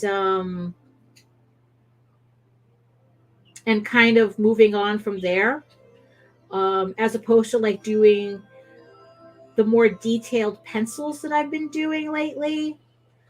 But again, it's like I don't want anything to look like I'm rushing. That's always the trick. It's like, yes, I have these personal deadlines that I want to meet, but I still want this.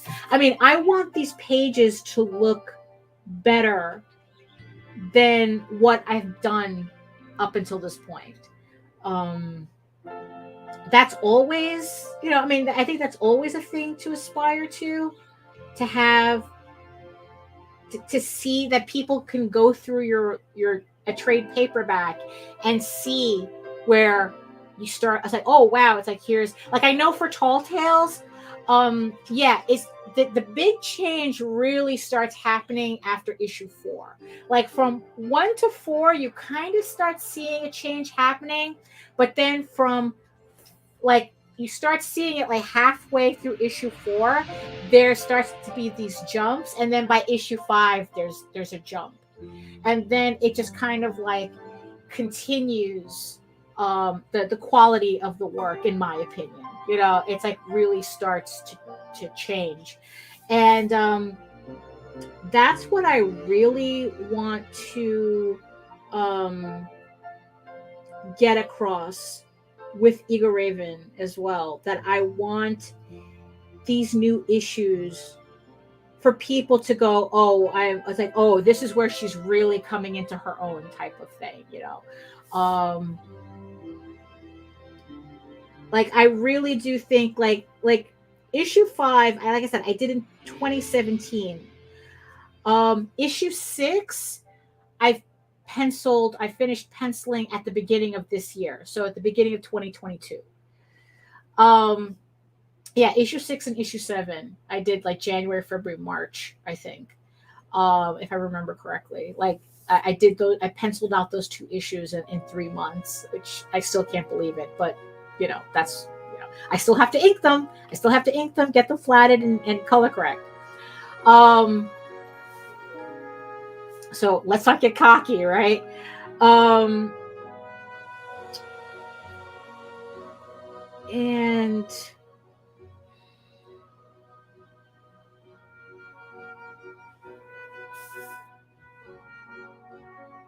so that's, I don't want to, as much as I want to get these books done, I want them done well. So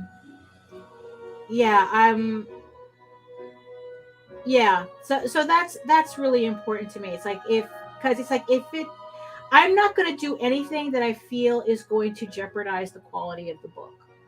I mean, so far I haven't felt like I have to like switch around schedules. In fact, I actually am running issue 5 earlier than I intended. I decided that I wanted issue 5 to get printed this year as opposed to next year. Because issue 5 is the start of the next trade, technically. So the next trade is 5, 6, is going to be from 5 through 8. So I wanted that to be the 2023 book. But I don't know. It's like I just really felt the need that it had to publish this year. So that issue 5 I have scheduled for November. The campaign's going to end just before the holiday really starts ramping up, the Christmas holidays. So I'm hoping that it doesn't affect the campaign, that time of where I decided to run it. So yeah, because Peacekeepers was supposed, because I had wanted originally to alternate between EGORAVEN, Tall Tales, EGORAVEN, Tall Tales. So it was supposed to originally be, Tall Tales Volume 4, then EGORAVEN Volume 1, and then the Peacekeepers trade paperback. But like I said, I don't know, that there was just something about issue 5 that I'm like going, it's like, you know what? I need to print that this year. So that was the only change of schedule that I did for the books so far. I mean, I know I've mentioned it before. Like, I have all my Kickstarters scheduled until 2025. Like, I know exactly, how I want these books to come out and when. I don't mention the exact dates just in case I need to change things around. But I do have a tentative schedule with actual dates. So, I mean, I still think it's crazy that I'm thinking that far ahead. But the thing is, though, it's the only way that I can get this much work done. I mean, honestly, I wish that I had figured this out sooner. So that I could have, I don't know, figured it out sooner, I guess. I don't know. I mean, I guess things happen when they're supposed to happen, right? I mean, sometimes it's not worth gnashing your teeth over the woulda, coulda, shouldas, right? I mean, it's a waste of brain space in the end. It's like, I know what I'm doing now.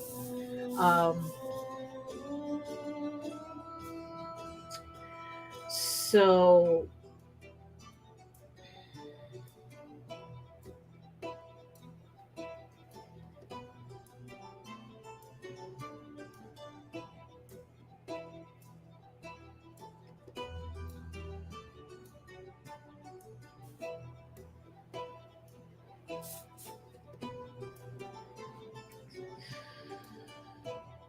well, I'm really liking this playlist. This is the music that I'm playing is an Epidemic Sound playlist. And it's their fantasy. They had a category.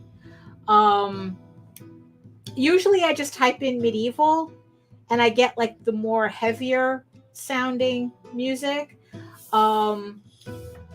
But for this one, I wanted, I came across like, oh, fantasy is its own category. Like, I didn't notice it before. I don't know if it's something new or it's just because I just noticed it.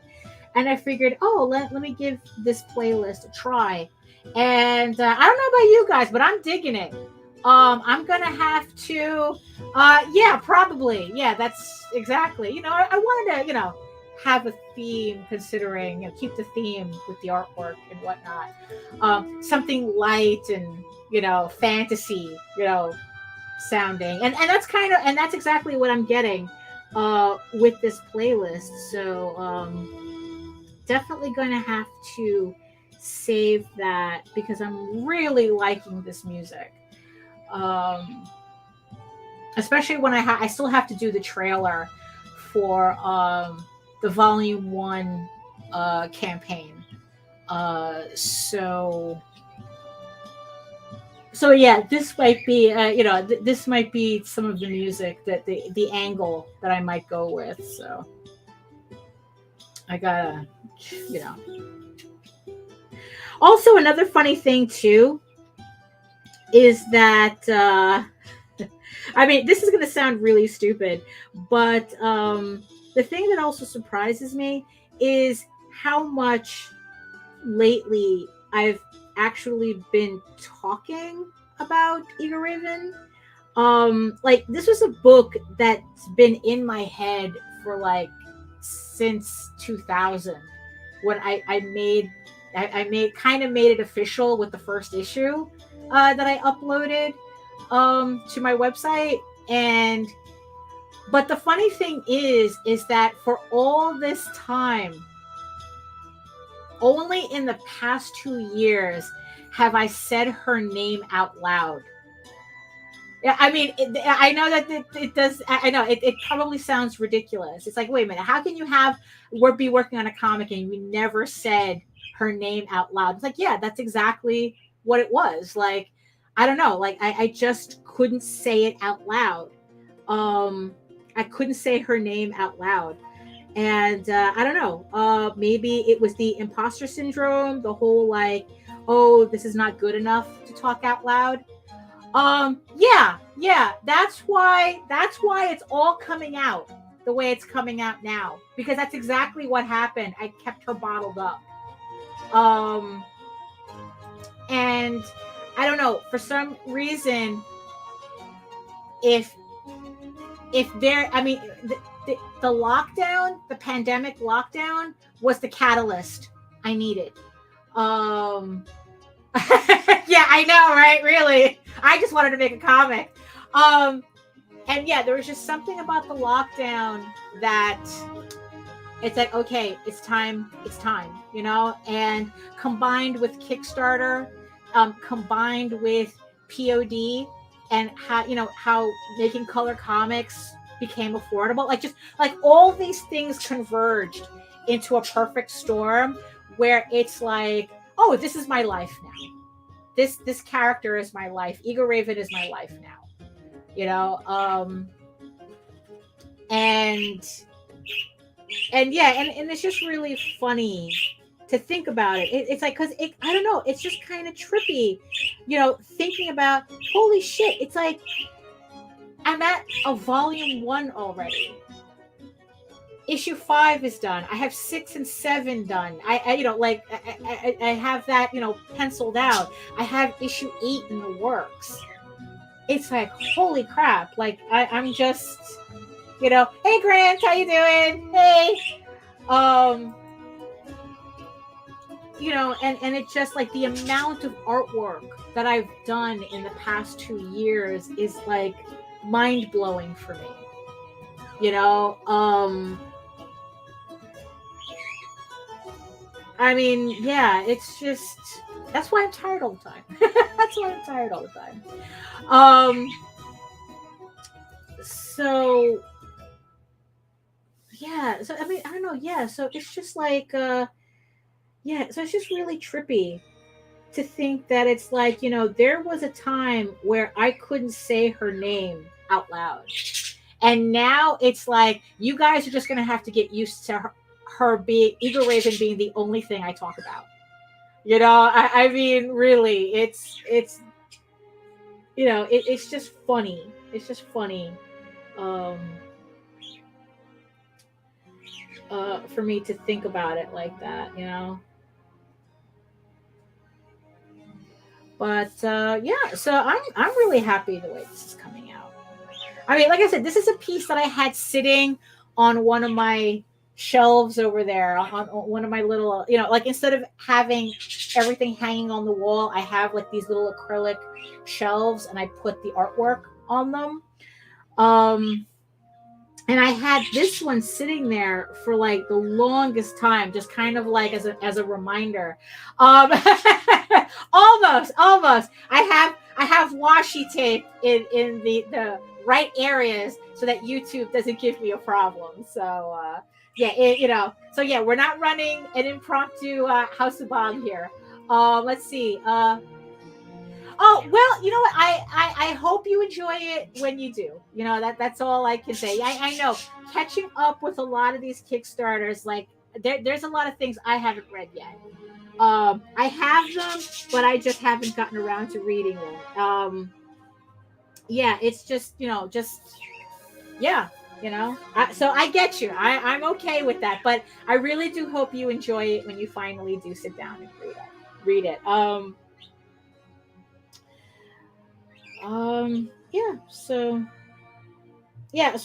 I had this on a shelf so that I have a physical reminder that I still had to do this to finish her up. Like, I still have to do, like, I have a series of portraits.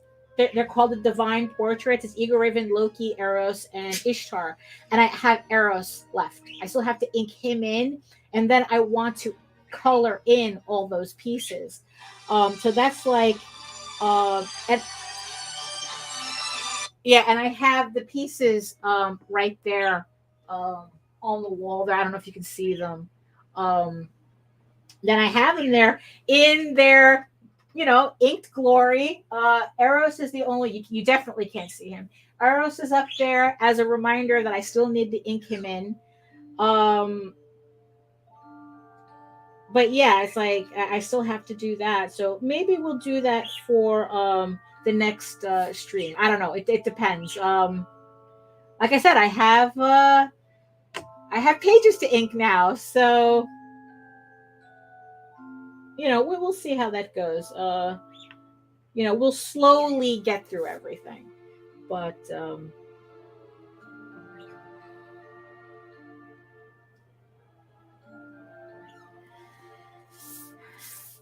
yeah. So look at that. Or at least we're almost done with at least the main inking part. Let's see. I don't have that much left, so let me finish what I got here, and then we'll call it a day. So we're gonna go a little bit over.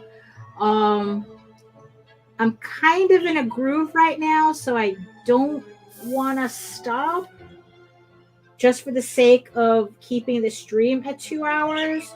So, but it's not that much left. So we'll just continue on.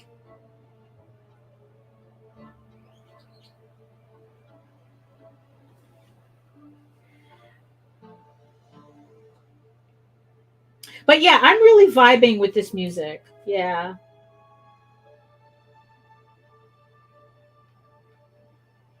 With this playlist.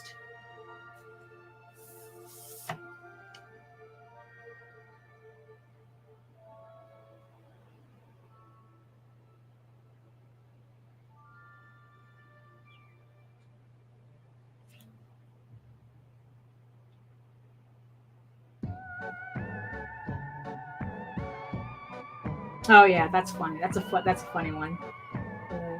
I like that.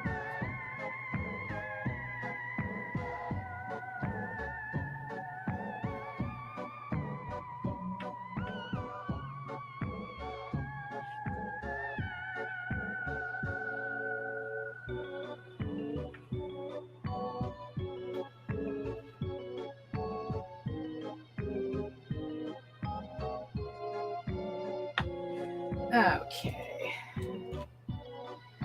All right.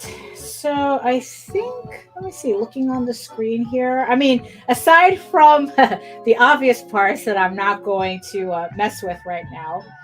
I mean, honestly, though, I kind of, it's like, well, it's like, I really don't know like how strict YouTube is with that stuff, but I'm not taking the chance with it. So we're going to leave this at, we're going to leave this at this. So this is the second layer of inks, which, oh, okay, I think I forgot here. What is this? There we go. Okay, so here we are at the second layer of inks.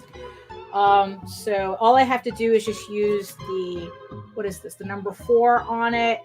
And I'll have this one done as well. But yeah, but I think I'm calling this, at least for the stream, I'm calling this done for the stream, but I'll be finishing it after the stream, of course. So yeah, so what I'm going to do is I'm going to switch over and switch cameras, and then we'll, take it from there. So let's see.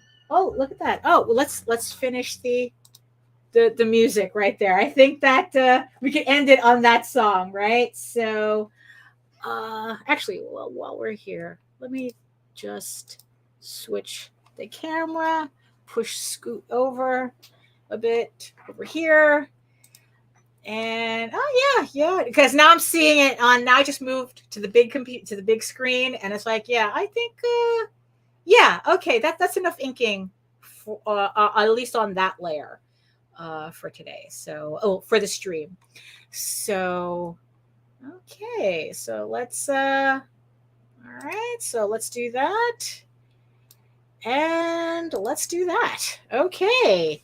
Well, so here we have it. Here we are at the end of another, I think, a rather successful stream.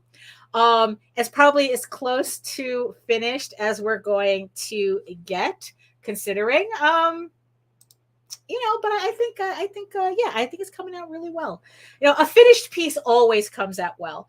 So yeah, that, because in the end, it's the finished piece that I really look forward to. I'm definitely kind of like an end game kind of person rather than the process. I mean, there's a certain thing that the process has, but really though, I like to see pieces finished.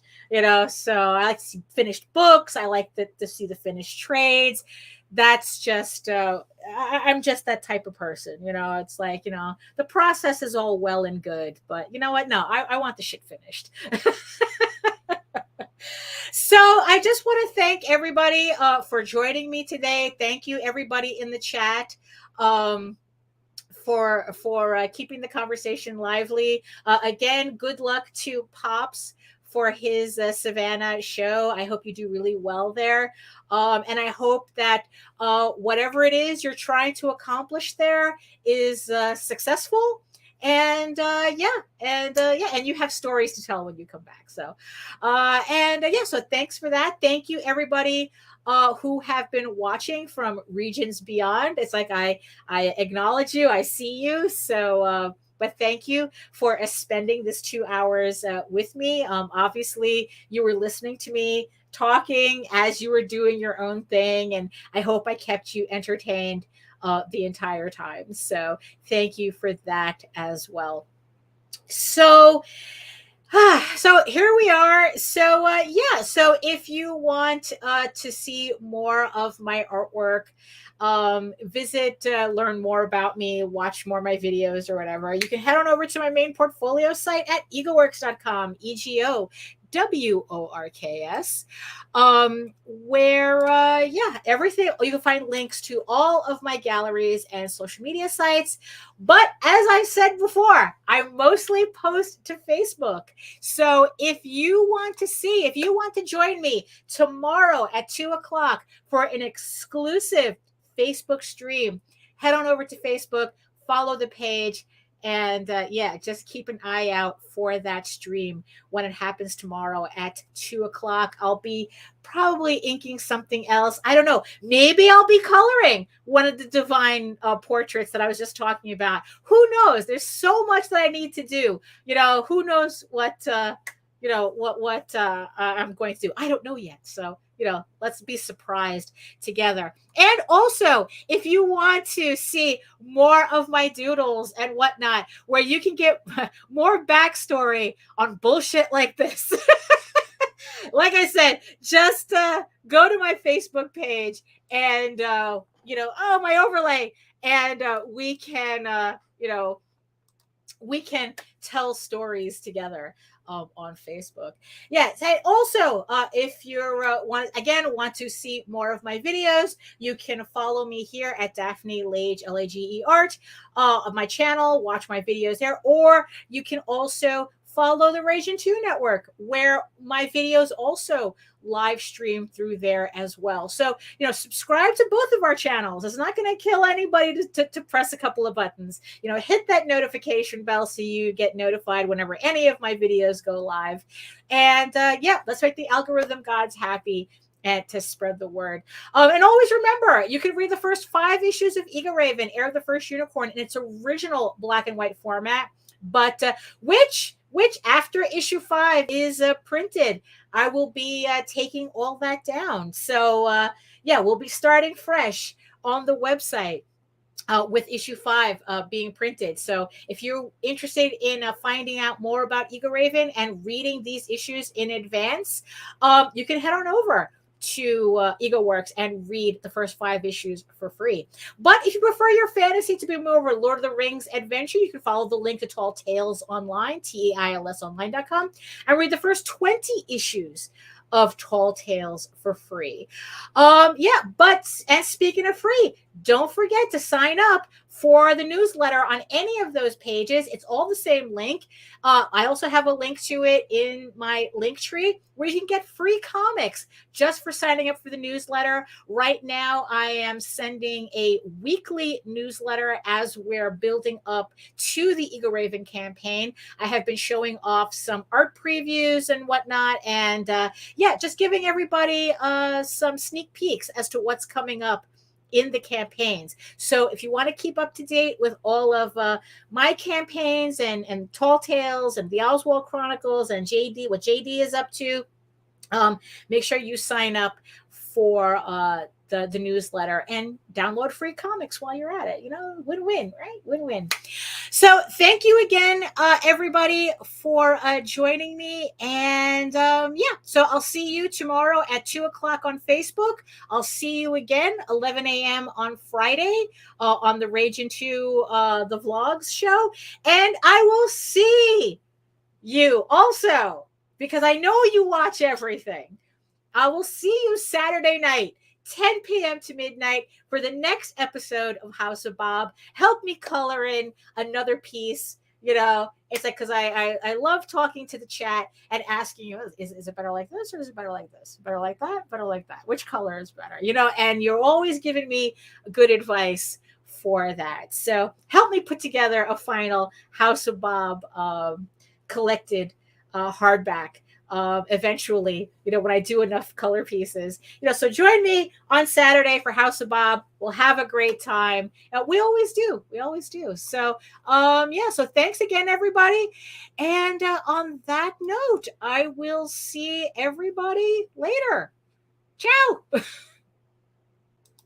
Hi, everyone. Daphne Lage here. Join Nita Lanning and me on the Rage Into the Vlogs show, where we talk about everything, nothing, and all the bits in between. Looking for hour-long conversations about indie comics, social media marketing, and crowdfunding, with the occasional rant and story time? Head on over to the Rage Into channel on YouTube, Mondays through Fridays at 11 a.m. Eastern to join in the chat. Hit the button.